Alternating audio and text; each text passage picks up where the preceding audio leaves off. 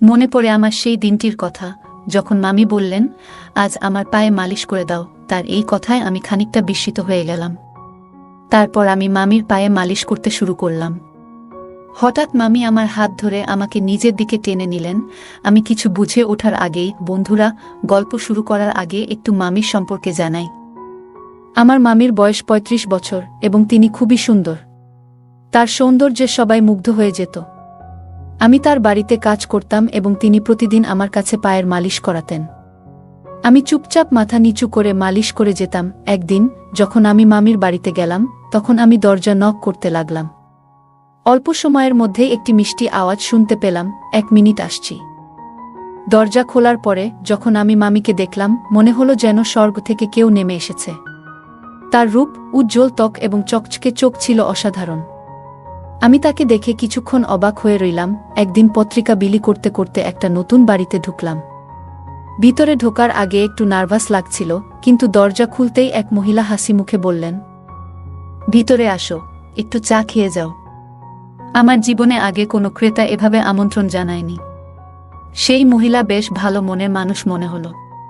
আমি তার সাথে বসে চা খেয়ে বেশ কিছুক্ষণ গল্প করলাম। এরপর তাড়াতাড়ি পত্রিকা বিলি শেষ করে বাড়ি ফিরে গেলাম। একদিন বাড়িতে ছোট্ট একটা ঝগড়া হলো, আর কোনো কারণ ছাড়াই আমাকে বাড়ি থেকে বের করে দেওয়া হলো। মন খারাপ করে কলেজের দিকে হাঁটছিলাম, তখনই ভাগ্যক্রমে সেই মহিলার সাথে দেখা হয়ে গেল। তিনি তার গাড়ি নিয়ে কলেজের দিকে যাচ্ছিলেন। আমাকে দেখতে পেয়ে তিনি গাড়ি থামালেন। সেই মহিলার সাথে আমার আগের কিছু দিন থেকেই পরিচয় ছিল, কারণ তার বাড়িতে আমি পত্রিকা পৌঁছে দিতাম। সেদিন তিনি আমাকে তার গাড়িতে তুললেন এবং এক ক্যাফেতে নিয়ে গেলেন। ক্যাফেতে বসে কথা বলার সময় আমার ফোনে এক বন্ধুর কল এলো। ফোনটি আমার সেই বন্ধুর, যার বাড়িতে আগের রাতে আমি থাকার জন্য গিয়েছিলাম। সে রেগে গিয়ে বলল, তোর জন্য বাবা আমার উপর রাগ করেছেন, তাই আর আমার বাড়িতে আসিস না। বন্ধুর এই কথা শুনে খুব খারাপ লাগলো। আমার মন তখন ভেঙে পড়েছিল।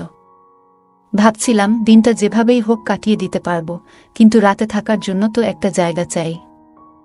আমার চিন্তিত মুখ দেখে ওই মহিলা, যাকে আমি মামি বলে ডাকতাম, তিনি জিজ্ঞেস করলেন, কি হয়েছে? তোমার মন এত খারাপ কেন? কোনো সমস্যা হয়েছে কি? তার কথাগুলো শুনে মনে হলো আমি আমার কষ্টগুলো শেয়ার করতে পারি। তাই সব কথা তাকে খুলে বললাম। তিনি আমার কথা শুনে মৃদু হেসে বললেন, জানো, আমি অনেক দিন ধরেই একটা সাহায্যকারী খুঁজছিলাম। আমার বাড়িটা বড়, আর আমি একা সবকিছু সামলাতে পারি না। তুমি যদি চাও তাহলে এখানে থেকে আমার কাজে সাহায্য করতে পারো। কিছুদিন আগে বাড়ির পুরনো কর্মচারী গ্রামে চলে গিয়েছিল এবং সে আর ফিরে আসতে চাইছিল না। মামি বললেন, আমার এত বড় বাড়ি একা সামলানো সম্ভব নয়। তুমি যদি চাও এখানে থাকতে পারো। থাকার জায়গা, খাবার আর মাসে ১৫,০০০ টাকা সম্মানীয় পাবে। তার কথা শুনে আমি অবাক না হয়ে পারলাম না, কারণ তিনি আমার সব প্রশ্নের উত্তর একসঙ্গে দিয়ে দিলেন। সেই দিন থেকেই আমি তার বাড়িতে কাজ করা শুরু করলাম। থাকার ও খাওয়ার চিন্তা থেকে মুক্তি পাওয়ার পাশাপাশি বাড়ির সমস্ত কাজের দায়িত্ব নিজের কাঁধে নিলাম। এমনকি যে কাজগুলো জানতাম না, সেগুলোও তিনি ধীরে ধীরে আমাকে শিখিয়ে দিলেন।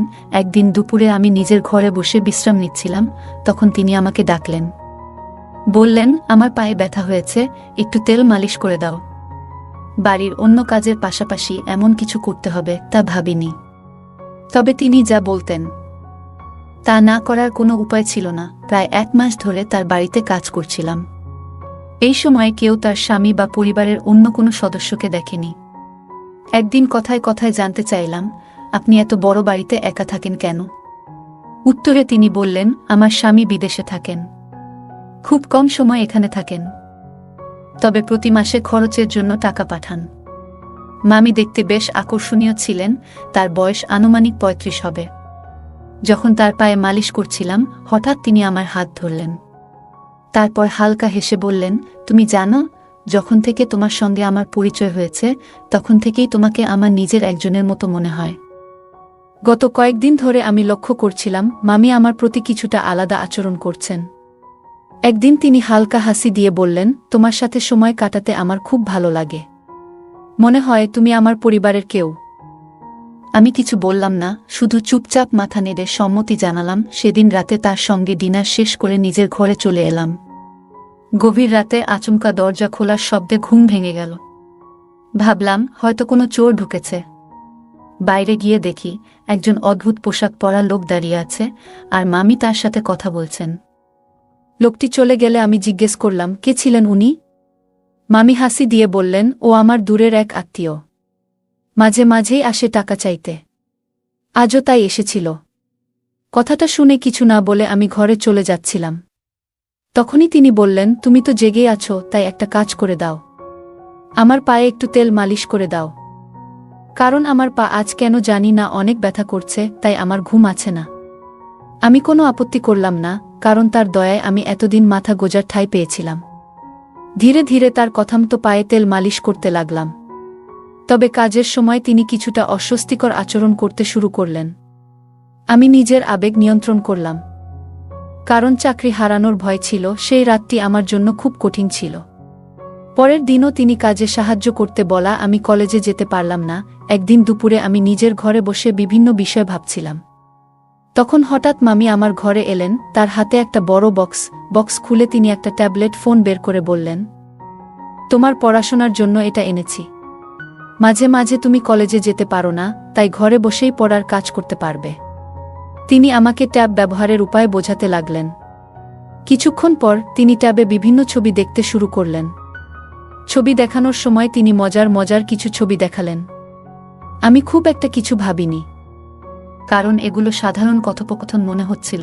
তারপর হঠাৎ তিনি বললেন, এই পোশাকগুলো কেমন লাগে? আমি এগুলো কিনেছি, আমার উপর কেমন মানাবে বলে মনে হয়? আমি মৃদু হেসে বললাম, আপনি নিশ্চয়ই দারুণ দেখাবেন। তিনি খুশি হয়ে বললেন, তাহলে একটু পরেই পরি। কিছুক্ষণ পর তিনি ঘর থেকে বেরিয়ে এলেন নতুন পোশাক পরে। তিনি আমাকে জিজ্ঞেস করলেন, কেমন লাগছে? আমি হালকা হাসি দিয়ে বললাম, খুব সুন্দর লাগছে।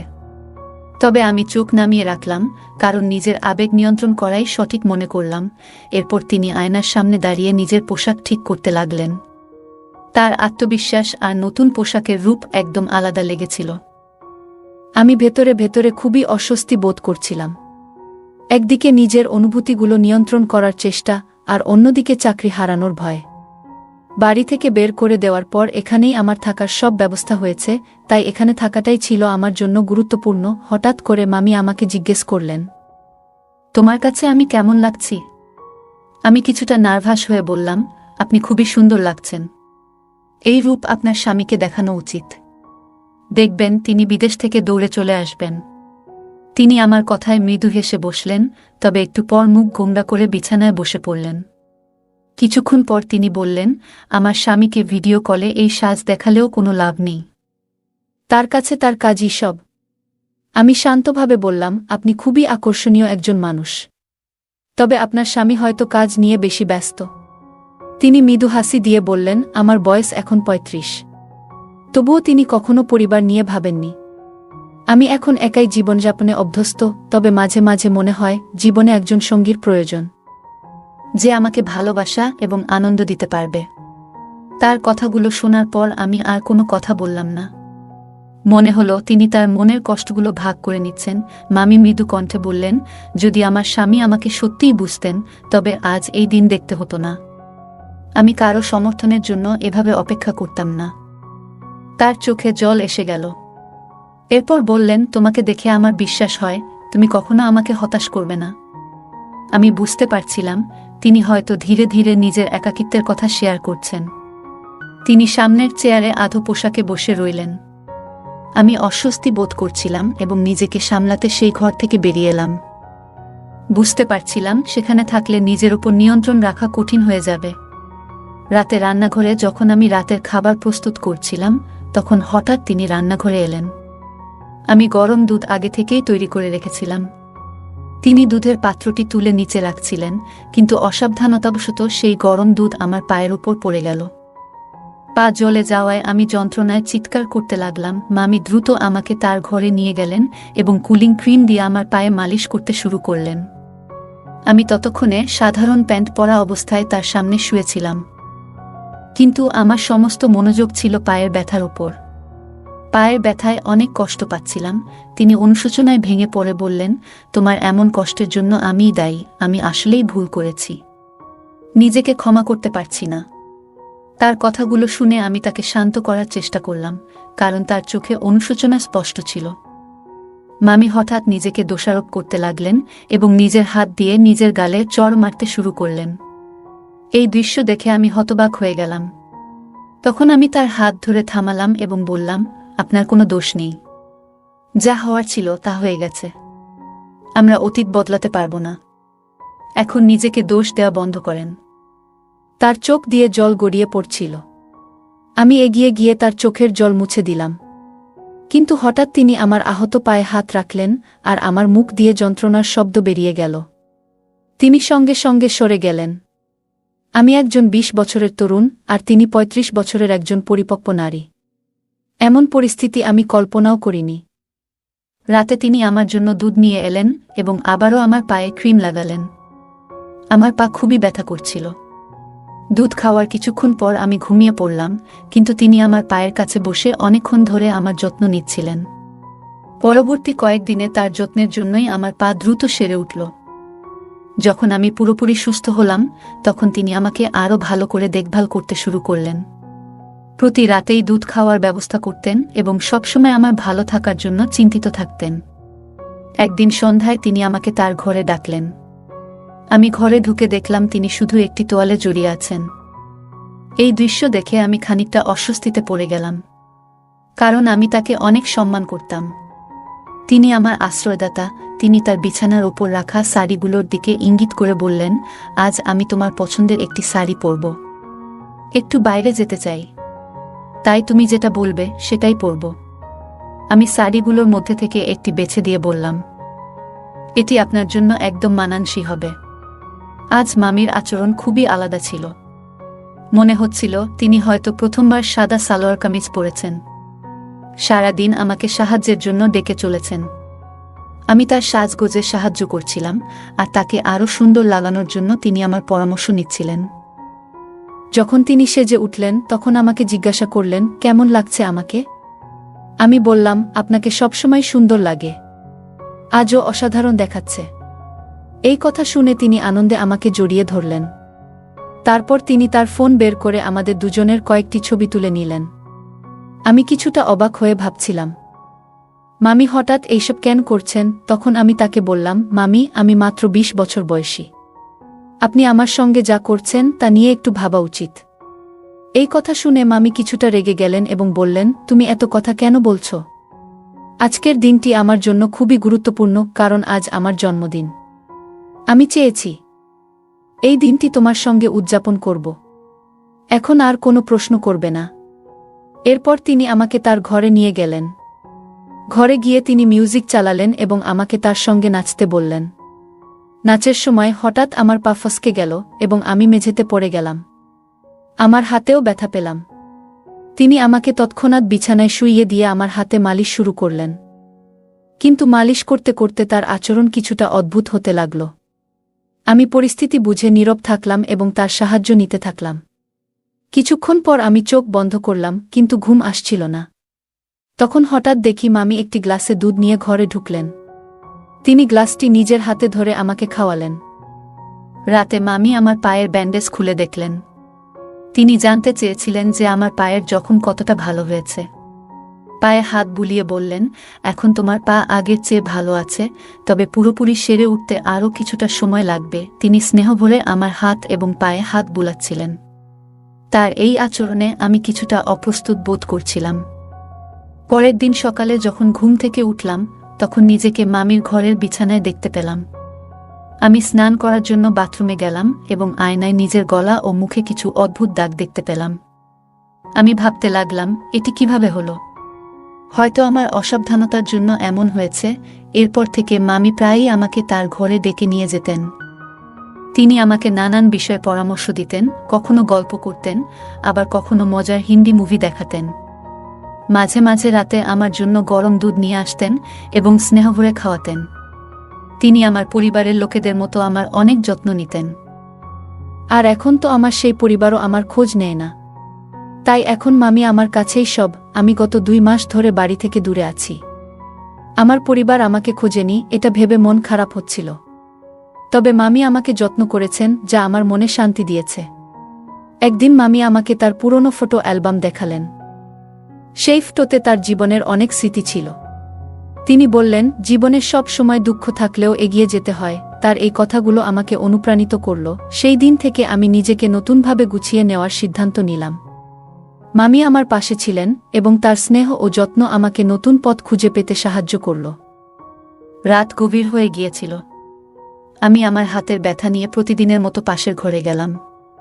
ঘরে ঢুকেই চোখ পড়ল একটি ছোট, আকর্ষণীয় পোশাকের উপর। আমি বললাম, তুমি যদি এই পোশাকটি পরো তাহলে খুব সুন্দর লাগবে।